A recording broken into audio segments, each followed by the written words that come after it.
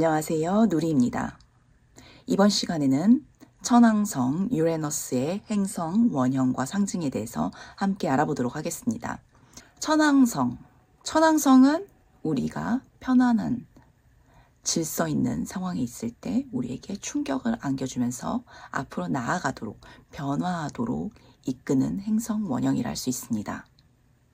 천왕성이 발견된 것은 1781년 천문학자 윌리엄 허설이 발견했는데요. 이때 천왕성이 발견되면서 기존에 몇천 년간 유지되어 왔던 점성학적 세계관이 완전히 뒤엎어지는 사건이 일어났습니다. 그 전에 점성학에서는 프톨레마이오스의 고전 점성학 질서를 따르고 있었는데요. 그 고전 점성학에 의하면은 이 태양계의 행성은 토성이 마지막 행성이었습니다. 하지만 이 윌리엄 허설의 발견으로 인해서 토성 바깥에 다른 행성이 있다는 것이 처음으로 알려지게 된 거죠. 기존의 전통 점성학은 기본적으로 태양과 달이 각각 사자자리와 개자리를 지배하고 또 각각 낮과 밤의 하우스를 지배하고 또 그 외에 5 행성은 각각 낮의 하우스, 밤의 하우스를 번갈아 가면서 지배하게 되는데요. 그래서 나머지 10개 별자리의 지배 행성이 되는 구조를 가지고 있었습니다. 한마디로 딱딱 들어맞는 질서정연한 구조를 유지했죠. 그런데 천왕성이 발견되면서 수천 년 동안 유지되었던 그 우아한 구조가 완전히 박살나게 됩니다.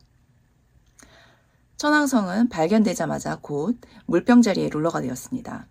그 후 19세기에 발견된 해왕성은 물고기 자리의 룰러, 20세기에 발견된 명왕성은 정갈 자리의 룰러가 되었습니다. 고전 점성학이나 인도 베딕 점성학에서는 여전히 이 세 개의 외행성을 인정하지 않고 있습니다. 하지만 현대 점성학에서는 뺄 수 없는 굉장히 중요한 원형이죠. 사실 현대 점성학에서는 점성학을 천왕성의 영역으로 봅니다. 천왕성이 상징하는 반란군 기질, 아웃사이더가 점성학자들의 성향과 참 잘 맞기도 하죠. 고전 점성학에서는 점성학을 수성이 지배하는 영역으로 보았지만 현대 점성학에서 천왕성은 흔히 수성의 하이 옥탑으로 불립니다. 수성이 개인적인 지성이라면 천왕성은 그보다 더 높은 차원의 집단 지성, 그러니까 마치 어느 날 우리가 갑자기 우주로부터 받는 듯한 그런 기발한 아이디어, 참신한 생각, 그런 지성이라고 볼 수가 있습니다. 천왕성은 1781년 미국과 프랑스 혁명 중에 발견되었기 때문에 이 행성은 자유, 독립, 혁명적이고 반항적인 성격과 관련이 있습니다.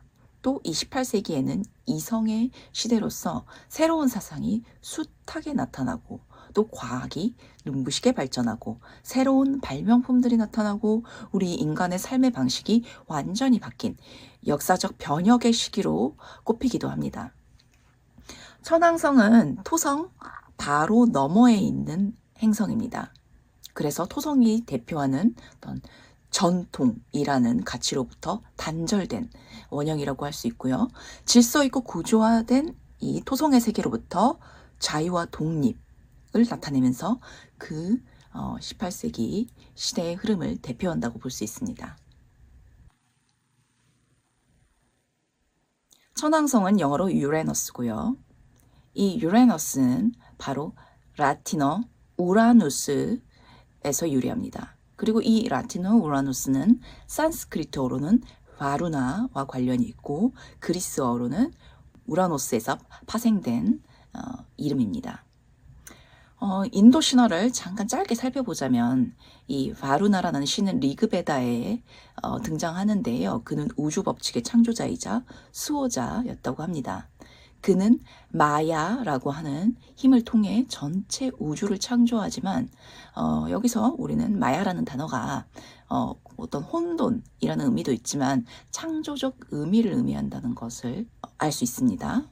초기 베다에서 그는 바루나는 도덕의 수호자이자 우주의 창조자이며 모든 정의와 진리를 수호하는 또 전 세계의 군주이자 수호자로 불렸고요.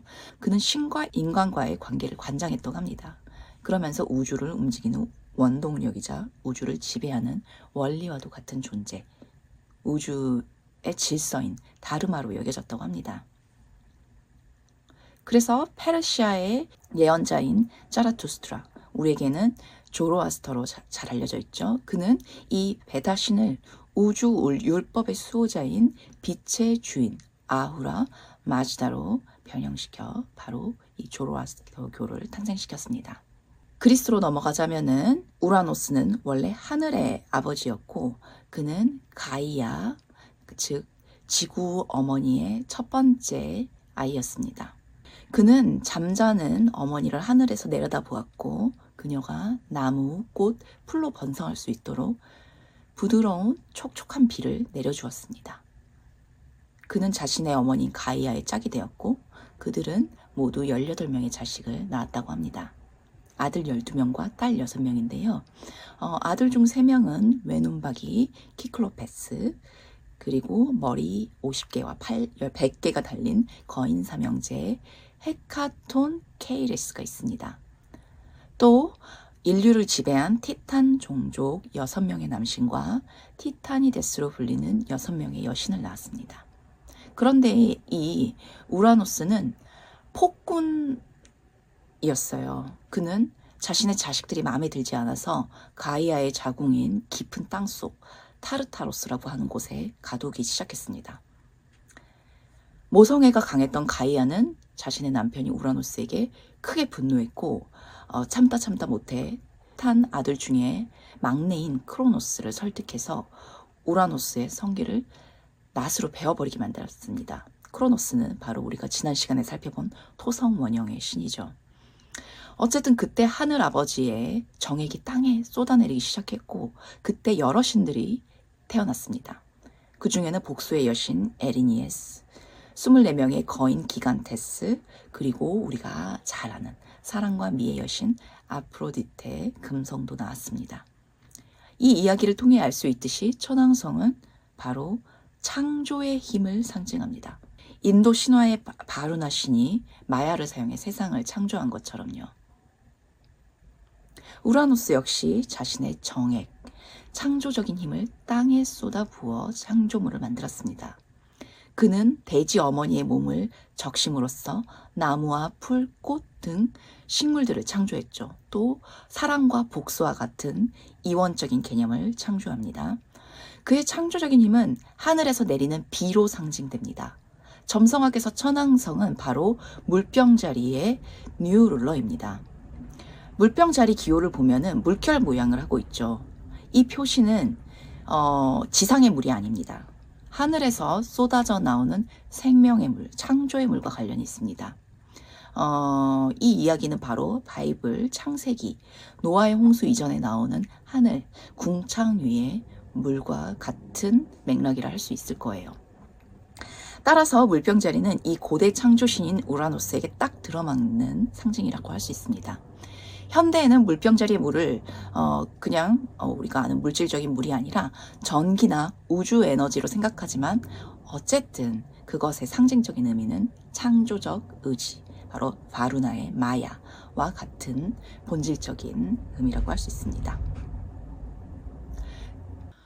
그렇다면 천왕성의 창조는 우리 인간에게 어떻게 나타날까요?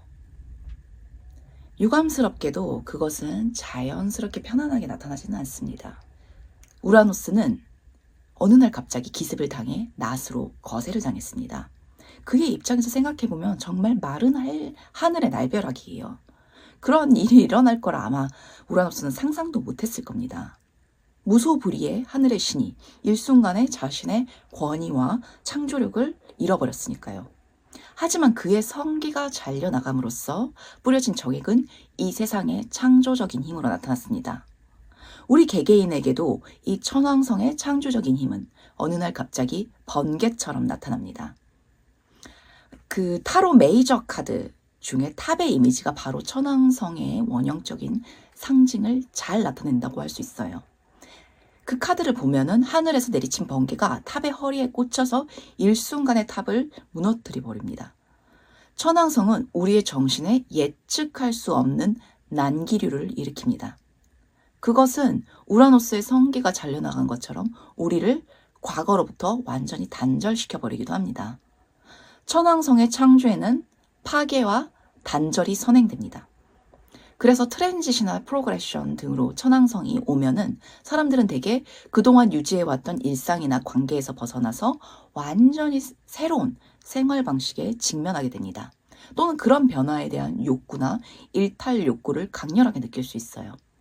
예를 들어 수년간 잘 다니던 직장을 한순간에 그만두고 위험 요소가 있는 어떤 스타트업 창업을 한다든가, 차곡차곡 모아놓은 돈으로 위험 요소가 있는 과감한 투자를 한다든가, 또는 결혼을 약속한 안전하고 일상적인 관계에서 벗어나서 전혀 다른 타입의 사람에게 자석처럼 끌린다던가 등등. 천왕성 트랜짓은 또는 프로그레션은 우리에게 창의력과 개성을 개발할 수 있는 기회를 줍니다. 다른 사람들과 똑같이 무리를 따라가지 마라. 어떤 사람들은 그 에너지를 나답게 살라는 내면의 무의식의 소리로 받아들이기도 하고요. 심하게는 반란군이 되어서 다른 사람들과 마찰을, 소동을 일으킬 수도 있습니다. 또는 과하면 폭력이 일어날 수도 있겠죠. 그래서 점성학에서는 천왕성을 반란군, 반항아의 원형으로 봅니다. 그런데 아까 살펴본 그리스의 신 우라노스는 반항아랑은 이렇게 어울리는 이미지는 아니에요. 그래서 바로 두 번째 신화적 인물 프로메테우스를 함께 살펴볼 거예요. 프로메테우스는 티탄 종족이었습니다. 그의 쌍둥이 형제는 에피테메우스고 프로메테우스라는 이름은 선견지명을 의미합니다. 미래지향적인 천왕성의 특징을 굉장히 잘 반영하는 이름이죠. 프로메테우스는 인류의 창조자였습니다. 그는 진흙으로 인간의 형상을 만든 다음에 자신의 숨을 그 안에 불어넣었습니다. 천왕성은 공기, 즉 호흡의 기호인 물병자리를 지배하죠. 그리고 그 역시 우라노스처럼 바로 창조자의 원형을 지니고 있습니다. 또 제우스가 이마에서 여신 아테네를 낳을 때 프로메테우스는 헤파이스토스와 함께 아테나가 태어나는 것을 도왔는데요. 그래서 아테나는 프로메테우스에게 다양한 예술과 과학을 가르쳤고 그는 그것을 필사자인 우리 인간에게 전해주었습니다. 신화에 따르면 올림푸스의 신들은 제물로 바쳐진 황소의 좋은 부분만을 차지했다고 해요. 그리고 인간들에게는 찌꺼기만을 남겼습니다. 하지만 자신의 창조물인 인간을 사랑했던 프로메테우스는 속임수를 써서 좋은 부위 고기를 인간들에게 주기 시작했습니다. 그것을 알게 된 제우스는 크게 분노하면서 인간이 고기를 익혀 먹지 못하게 명령을 내렸습니다. 그러자 프로메테우스는 아테네의 도움을 받아서 올림푸스 정상에 올라서서 헬리오스가 이끄는 태양의 전차가 올림푸스 바위 꼭대기를 지날 때까지 기다려 그 전차 바퀴에 신성한 불꽃을 회향 나무 줄기에 붙여서 인류에게 주었다고 합니다. 글자 그대로 인라이트먼트죠. 그는 인류에게 불, 상징적으로는 계몽을 선물했습니다. 프로메테우스가 신들에게 2번이나 반역을 저지르자 제우스는 그에게 끔찍한 형벌을 내렸습니다. 코카서스 산 꼭대기에 묶여서 독수리에게 생간을 뜯어먹히는 벌이었는데요. 불사신인 프로메테우스의 간은 매일 되살아났고 그때마다 독수리가 찾아와서 그의 간을 다시 산채로 먹어치웠습니다. 영원한 고통스러운 형벌을 받게 된 거죠. 하지만 지난 시간에 카이런 신화 원형에서 언급했듯이 프로메테우스의 고통은 영원히 지속되지는 않았습니다. 이 켄타로스의 왕 케이론이 그를 위해 자신의 불사를 포기하면서 형벌에서 벗어날 수 있었던 거죠. 프로메테우스의 반란은 사리사욕을 채우기 위함이 아니었습니다. 그는 인류를 위해서 신성한 반란을 저질렀습니다. 우라노스 역시 프로메테우스처럼 창조적인 힘을 가지고 있었지만 그는 폭군이 되어서 자신의 친자식들을 타르타로스로 집어넣었습니다. 이처럼 천왕성이 인류애와 이타성을 잃어버리면 그것의 창조성과 독창성은 지나치게 비인간적이고 잔인해질 수 있습니다. 바로 천왕성이 상징하는 오늘날 우리 첨단 과학의 양면적인 모습이기도 하죠. 우라노스와 프로메테우스 이야기의 또 다른 공통점은 바로 고립과 외로움입니다. 우라노스는 크로노스에게 폐위되어서 타르타로스의 깊은 어둠 속에 위폐되었고, 프로메테우스 역시 코카소스 산 꼭대기 바위에 쇠사슬로 포박당하는 형벌을 받았습니다. 앞서 토성 원형에서 다룬 크로노스의 고립과 비슷하지만 조금 다른 점이 있어요. 아버지를 폐위시킨 크로노스는 자신 역시 자녀들에 의해 높은 권좌에서 끌어내려질 거라는 두려움을 늘 가지고 있었습니다. 그래서 토성의 고립감 역시 그런 불안과 관련이 있어요. 그런데 우라노스는 크로노스와 달리 예상치 못한 상태에서 갑작스럽게 봉변과 고립을 맞이했습니다. 그래서 천왕성이 네이탈 차트에서 강한 사람이거나 또는 천왕성 트랜짓을 경험하는 개인은 우라노스와 비슷한 그런 갑작스러운 과정을 경험할 수 있어요. 처음에는 하늘의 신이나 티탄족처럼 자신의 천재성, 기발한 아이디어, 창의성, 전능함에 압도되는 느낌을 받습니다. 그리고 자신이 창조한 행동의 결과가 어떻게 나타날지, 앞으로 어떤 영향을 불러올지 크게 걱정하지 않고 더 많은, 더 과감한 창조 활동, 위험한 활동을 합니다. 그런데 어느 날 크로노스가 기습해 우라노스의 성기를 베어버리죠. 이 천왕성이 상징하는 무한한 창조성이 토성이 상징하는 현실의 한계에 부딪히게 되는 겁니다. 이 굉장히 기발하고 창의적인 아이디어가 우리 안에 마음에 일어날 때는요, 마치 꺼져 있는 전구에 전기가 확 들어오는 것처럼, 그러면 빛이 바라죠. 신속하고 갑작스럽게 빛이 들어옵니다. 그때 우리는 짜릿한 흥분과 고향감을 느낍니다. 그런데 그 창조성의 빛이 현실의 벽에 부딪힐 때도 전기가 스위치 탁 꺼지듯이 갑작스런 단절감이나 고립감, 어두컴컴한 느낌을 느끼게 됩니다. 타르타로스에 갇힌 우라노스나 쇠사슬에 묶인 프로메테우스처럼요. 따라서 천왕성이 강하신 분들은 자신의 창의성과 현실을 조화시킬 방법을 찾지 못한다면 좌절감과 고립감을 심하게 겪게 될 수 있어요. 지구에 묶인 신처럼 그들에게 한계가 많은 이 세상은 매우 외로운 곳이 될 겁니다. 심지어 그것은 세상에 대한 반항심에 그치지 않고 무모한 행동이나 폭력으로 터질 수도 있습니다. 천왕성 트랜짓은 평균 9개월 정도 이어지는데요. 그동안에는 짜릿한 해방감과 전능감에 하늘 높이 올랐다가 다시 지상으로 추락해 현실에 적응해야 하는 시점이 찾아오게 됩니다. 특히 천왕성의 영향으로 시작된 연애는 어느 날 갑자기 자석 같은 끌림으로 시작되어 갑작스럽게 끝나는 것으로도 유명합니다. 아니면은 굉장히 천상의 사랑처럼 자석 같은 끌림으로 맺어졌는데 현실의 벽에 부딪혀서 서로 실망하게 되는, 꼭 헤어지진 않더라도요. 현실의 벽에 부딪히면서 실망과 또 좌절을 경험하다가 서로 현명하게 그것을 받아들여야 되는 시련을 겪게 될 수도 있어요. 네, 오늘 이렇게 천왕성의 신화 원형과 상징을 살펴보았는데요. 천왕성을 마지막으로 한마디로 표현하자면은 트릭스터라고 부를 수가 있습니다. 트릭스터는 신화 등의 이야기에서 나오는 어떤 신과 자연계의 질서를 깨고 장난치는 것을 좋아하는 장난꾸러기 캐릭터입니다. 선과 악, 파괴와 창조, 현자와 바보 같은 완전히 다른 양면성을 동시에 겸비한 것이 특징적입니다. 우리 자신이 잘 아는 오래된 친숙한 틀 안에 있는 것을 고집할 때, 특히 나에게 별로 도움이 되지 않는 것, 예전에는 도움이 됐을지 모르지만 지금은 더 이상 필요하지 않는 것을 고집할 때, 그런 패턴과 루틴을 고집할 때, 또는 우리가 주류로부터 고립되고 소외되는 것을 두려워하면서 나의 마음의 목소리를 듣는 것이 아니라 세상의 목소리를 들을 때, 이 트릭스터 천왕성은 어느 날 갑자기 우리의 틀을 와장창 깨면서 급진적인 변화를 강요할 겁니다. 롤러코스터처럼 빠르게 저 높은 이상 세계와 이 땅의 지독한 현실 세계를 오가면서요. 피할 수 있냐고요? 아니요. 그냥 그 흐름을 받아들이고 즐기는 수밖에 없습니다. 다만 그 변화의 속도가 너무 빨라서 정신이 하나도 없고 현기증이 날 수가 있으니 안전띠는 꼭 붙들어 매고 안전바도 잘 잡고 계시길 바랍니다. 네, 감사합니다.